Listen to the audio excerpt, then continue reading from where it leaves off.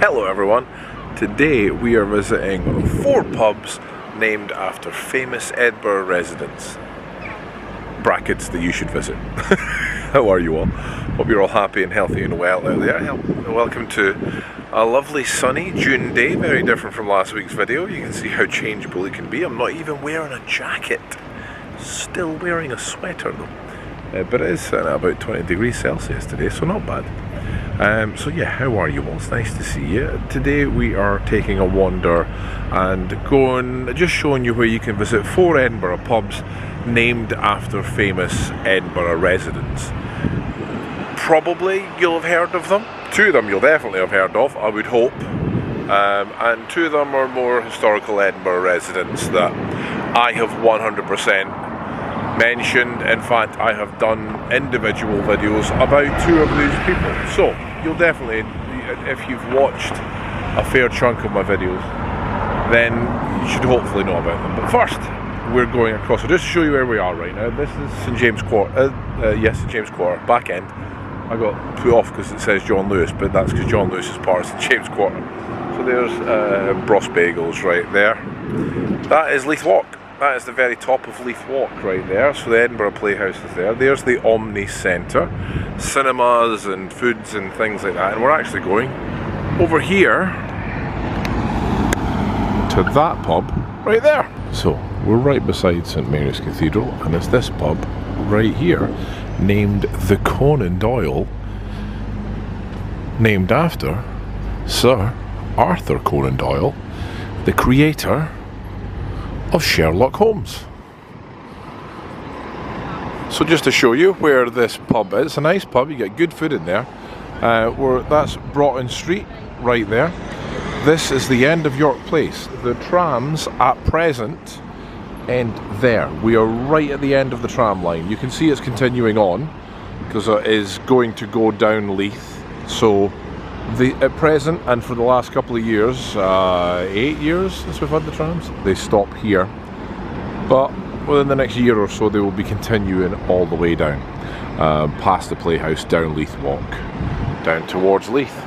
But yeah, so this is where we are. There's Broughton Street. Now, the reason that the Arthur Conan Doyle Sherlock Holmes pub, as I will affectionately call it, is here, is because Arthur Conan Doyle was born right in the middle of that building site sort of thing right there.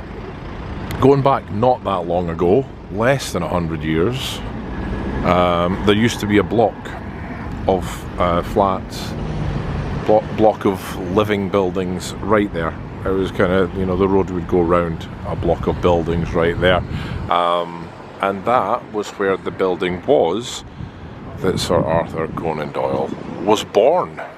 Now it's going to be a tram and a roundabout, and it's been a roundabout for a long time. Prior to all this going on, it was a roundabout. Some people think it's those buildings there. It's not. It was there.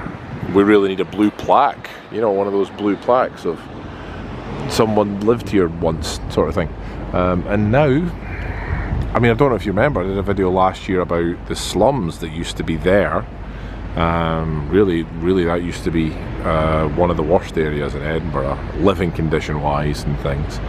There's Calton Hill up there. And yeah, so there you go. There's pub number 1 of pubs named after famous residents. The Conan Doyle, named after Sir Arthur Conan Doyle. The good thing is that all these pubs kind of have a reason for being named in the area. We'll see what the plaque says here. The Conan Doyle. Located close to the Conan Doyle is Picardy Place, where the pub's namesake, the great author Sir Arthur Conan Doyle, was born on May 22nd, 1859. There have been houses on this site since 1685, which French refugees who had fled the province of Picardy due to the revocation of the Edict of the Nantes. What am I reading? Nantes, when Louis XIV declared Protestantism illegal, so Protestants were illegal. But Picardy Village today An over life-size bronze statue of Conan Doyle's greatest creation, Sherlock Holmes, stands opposite his birthplace. The most famous fictional detective is portrayed in mediation and the death of his author. Now, the statue used to be there. It's gone right now because of all this work, but hopefully they will put it back. So yeah, there's pub number 1 for you to visit. The Arthur Conan Doyle. If you're a Sherlock Holmes fan in any of its mediations, in any sort of things, the Benedict Cumberbatch, the original films, the Robert Downey Jr., whichever version of it you are. If you're a fan of the books, say, how about not films? If you're actually a fan of the books, there's pub number 1. And on that note, let's head to pub number 2. Number 2, we find ourselves on George Street, and at the far west end of George Street, at the Alexander Graham Bell, named after Alexander Graham Bell, the inventor of the Teflon, and probably other things as well, but mostly the inventor of the Teflon. And it might seem an odd place. I know you could just go, well, he's a Scottish resident, and I don't. You could kind of go, well, that's why it's called the Alexander Graham Bell, but there is a reason. But you can see it's a Wetherspoons pub. I don't know if that's an actual photo of Mr. Bell. You know, it's handy. I wonder if that's why he made the phone ring, because, you know, his name was Bell. But let's go see the plaque. So if you want, this could be a pub crawl. You could do the famous Edinburgh people pub crawl. Alexander Graham Bell.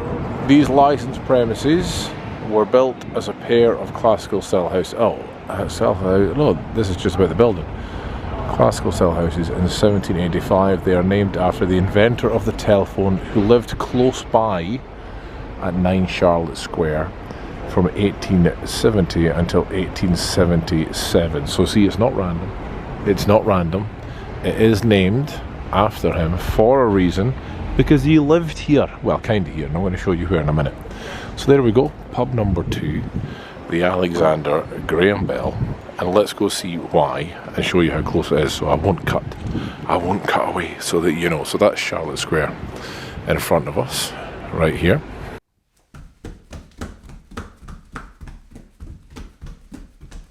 And in just a second, once we get around the corner, we'll turn left, and if I remember right, there should be a plaque. There's a plaque of some sort on the wall. I think it should be a thing when you get to this plaque. You know what, I'll save it till we get there.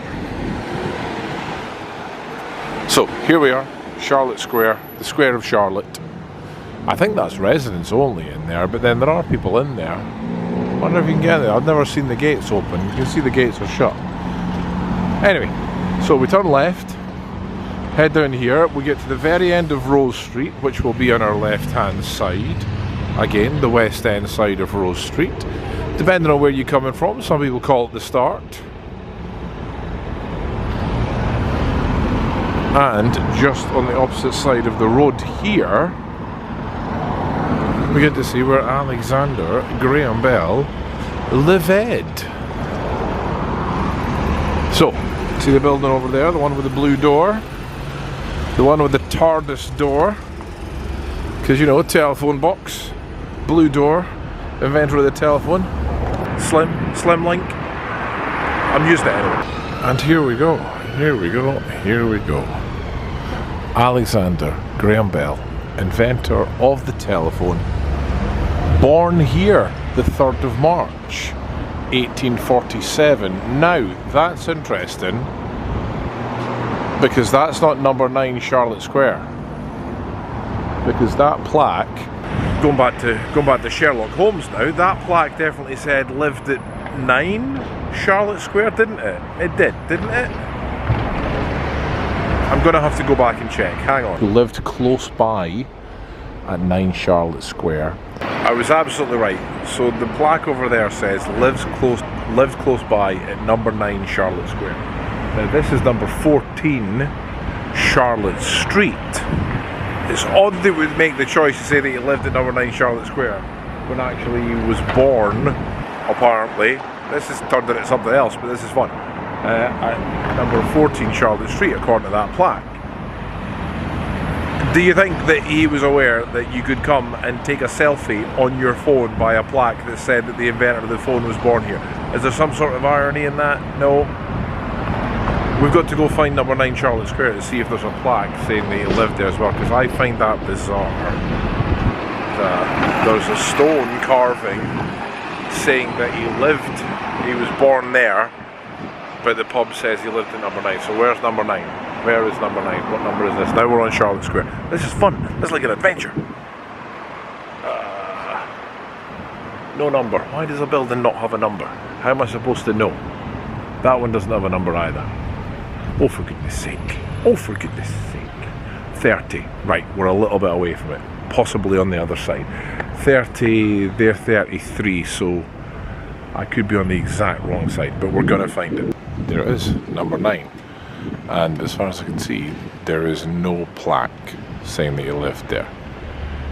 There's a plaque saying, the stone saying Lord Lister, 1870 to 1877, but no plaque saying Alexander Graham Bell lived there. However, we know that he was born literally just across the other side of the square. I find that really bizarre that they've decided to put a plaque saying that he lived there and not a plaque that he was born there. Is that just me? Does anyone else find that odd? I mean, that was fun. That was fun. Enjoyed that. A little bit of a mystery. So anyway, now you know where Alexander Graham Bell's pub is, you know where he was born, and you know where he lived for about 7 years as well. So there you go. How fun is that? That's 2 pubs. On to the third one. So we're heading towards the Grassmarket now for pub number 4. These last 2 have had videos all to themselves in the past, and I will leave links to both of them when I'm talking about them in the corner or in the description if you want to go check. It's one of those things that we do here in Edinburgh.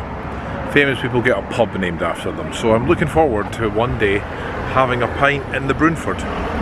Okay, here we are in the Grassmarket, and the next one, Maggie Dicksons, right here, named after half-hinged Maggie Dixon, who, like I said, I've done a full video on the story of Maggie Dixon. And there's people outside, so I can't really go up. I don't want to disturb them, but just so you're aware that this area in Edinburgh was well known for hangings. There was lots of hangings here in the Grassmarket, and there is a plaque there, but like I said, there's people eating. I don't want to disturb them.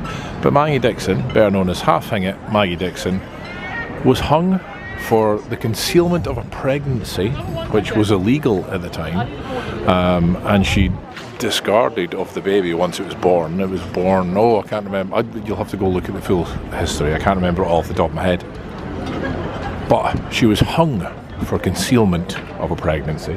She was hung over here, and then after she was hung, she was taken down and sent off to be buried, and halfway through the journey she got off the cart and ran away.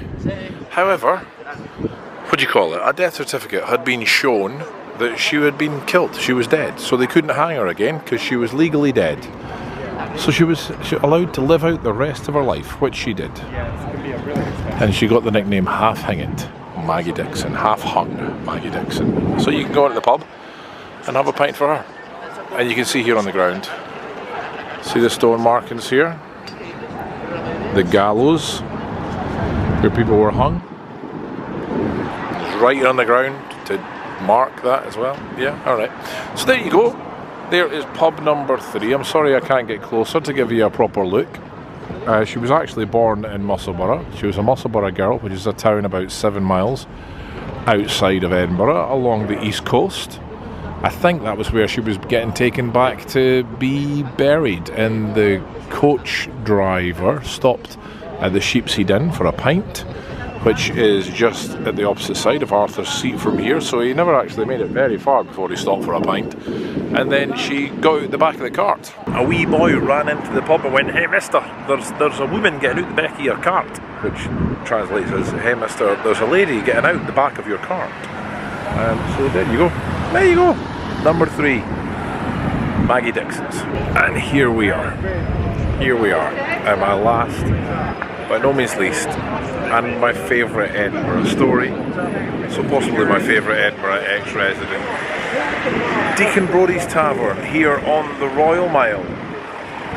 Deacon Brody was a very famous Edinburgh character. In case you haven't seen it, again, I will leave a link in the description and in the corner. It's a funny video to watch because I'm doing it in a snowstorm. Like, the beard gets whiter than it is right now. Deacon Brody was the Deacon of Rights here in Edinburgh, a title he inherited from his father. Actually, his dad, there's Brody's Close over here, which you would be mistaken to think it's named after the famous Deacon Brody, but it's not actually. It's named after his dad, and I think Deacon Brody was actually born in there. Deacon Brody II, I suppose we should call him, but he is the famous Deacon Brody. And by night time, he was a gambler and a thief. So by day he was, you know, this right upstanding gentleman, and by night he was a low-down no-gooder. No-gooder? Do-gooder? Do-badder? He was a do-badder. He was a definite do-badder. And he is the inspiration for Robbie Louis Stevenson's Jekyll and Hyde, a story that I'm sure you all know. Like I said, if you want to hear the full story, go to the link. But this one is right on the Royal Mile. You can visit it right here, literally. The castle's right there. We can see the top of that white bit there. Is the Camera Obscura. Is a turn right here. We get the St Giles, the centre, sort of heart of the Royal Mile there as well. Now there is a plaque, but there is people drinking at the plaque, so I won't go to the plaque. However, I do know that on the side, it's a beautiful pub actually. If you go in, you get some incredible pictures. It's an incredible, beautiful, decorated, that's the word, decorated pub. This, however, could do with a touch of paint. But let's read it. Born the 28th of September 1741, executed the 1st of October 1788. So what's that, 47 years old? William Brodie, Deacon of Rights and Masons of Edinburgh, was the son of a cabinet maker in the Law Market. He was born in Brodie's Close and hanged near St Giles, both places being just a few steps from the tavern which now bears his name. In manhood, Brodie's baseness inspired Robert Louis Stevenson to write that famous classic Dr. Jekyll and Mr. Hyde. By day, William Brodie was pious, wealthy, and a much respected citizen. And in 1781, it kind of disappeared, something deacon, councillor of the city. But at night, he was a gambler, a thief, something, and licentious. The annual record, his cunning and audacity were unsurpassed. Brodie was hanged from the city's new gallows on October 1st, 1788. Ironically, he had designed the gallows that were to eventually seal his fate. That is a pub you need to go in because it's my favourite story. I'm going to warn you though, it's not cheap. It's not a cheap pub, it's an expensive pub. But there you have it. 4 pubs in Edinburgh inspired by famous, or named after famous Edinburgh residents. Whilst we're standing here as well, can we just look at how busy the town is now? We're the middle of June. Actually, we're closer to the end of June than we are the middle of June, so really heading towards the festival and summer season here in Edinburgh, tourist season, Edinburgh Festival, which is kicking off with a bang again this year, back to normal after the pandemic.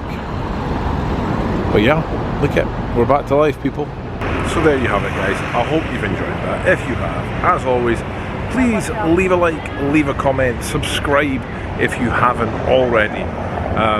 It would genuinely be a pleasure. We've passed 13,000 subscribers now, which is, you guys, you're amazing. Thank you very much. It means the world. Genuinely means the world. But hope you stay happy and healthy and well. Until next time. Bye, humans.